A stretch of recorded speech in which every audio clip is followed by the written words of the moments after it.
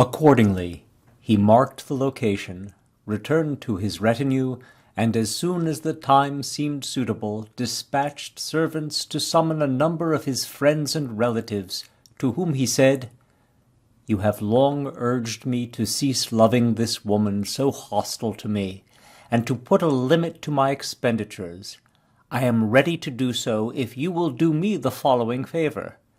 Bring it about that next Friday Mr. Paolo Traversari, his wife, his daughter, and all their female relatives, and anyone else you please, will all come here to dine with me. At that time you shall learn why I desire this." It seemed to them little enough to ask. So, when they returned to Ravenna, they extended at an appropriate moment the invitation to all the parties Nastagio requested. And though it wasn't easy to persuade the girl Nastagio loved, nonetheless she came along with the rest. Nastagio had a magnificent feast prepared. Tables were placed under the pines, ranged around the spot where he'd seen the cruel woman's punishment. He had the ladies and gentlemen seated in such order that his beloved sat directly before the place where the event was due to recur. The final course was just being brought when the whole company heard the distant clamor of the hunted maid. Everyone was astonished and asked each other what it could be, without anyone knowing how to reply. They all stood up and gazed in the direction of the loud approaching sound, to try and decipher what was the cause. Then they saw the pained maiden, the knight, and the dogs, who were suddenly there among them in front of their very tables. They all shouted at the dogs and the knight, and not a few advanced to try and help the girl, but the horseman, addressing them as he had Nastagio, not only caused the bolder to retreat, he filled all with terror and amazement. Then, performing the same actions he had the week before, all the ladies present, a great number of whom were actually relatives of the woeful girl or of the cavalier, and nearly all of whom remembered the latter's love and death, those women wept as desperately as if they had seen it happen to themselves. The thing took its full course, and the knight and the lady went their way, leaving those who had witnessed it with many reactions and much to discuss. But the most shaken of all was the cruel object of Nastagio's affections, who understood that all she'd seen and heard touched her most closely.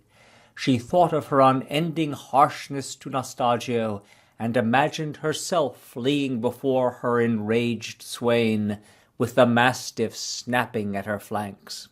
She took such fright from these reflections that, to ensure the like case did not befall her, at the first opportunity, which happened to be that very evening, she changed her hatred into love, and secretly sent a trusted chambermaid to Nastagio to ask him, on the lady's behalf, to please come to her, because she was ready to oblige him in whatever way he liked.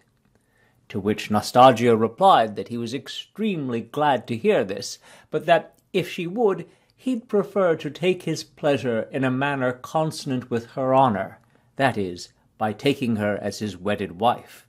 The girl, well appreciating that she had herself been the sole obstacle to such a union, sent back again to say this would please her as well. Then she went to inform her father and mother that she wished to marry Nastagio, which greatly contented them. The next Sunday, Nastagio married her and held the wedding celebration. Thereafter they lived together long and happily, and this was not the only good to come from this scare.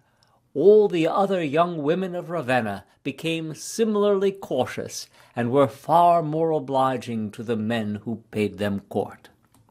On first hearing this story, the modern audience may be shocked. A young woman is bullied into an unwanted marriage from beyond the grave. It is then surprising to learn that this set of paintings was made to celebrate a wedding of a member of the Pucci family, whose arms show a Moor's head, to a young lady of the Bini clan, whose arms show a chevron between two roses.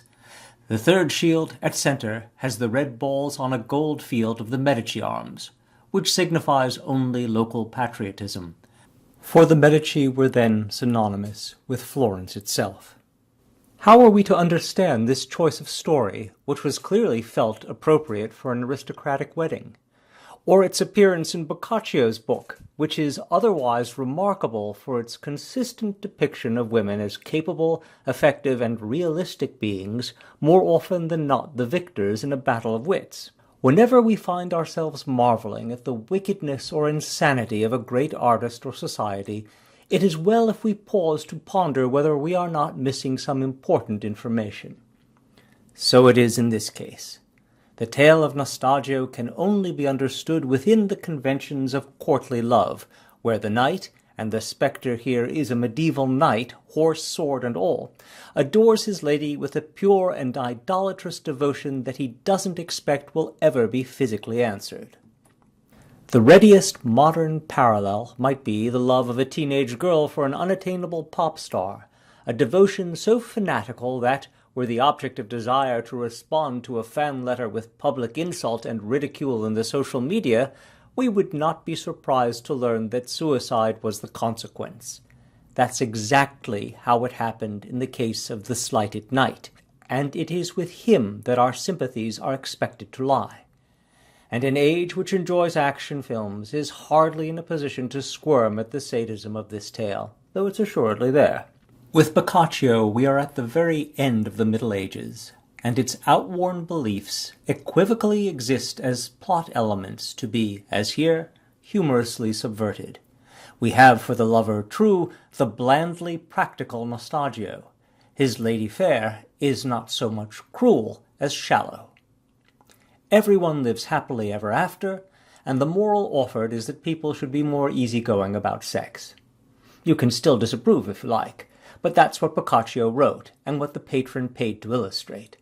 Botticelli's treatment of the theme, however, is still disturbing, and in the final video of this set, we will see what this tells us about the artist who painted naked Venus as though she were the new Madonna, and spent the last years of his life illustrating Dante as if it were a personal penance.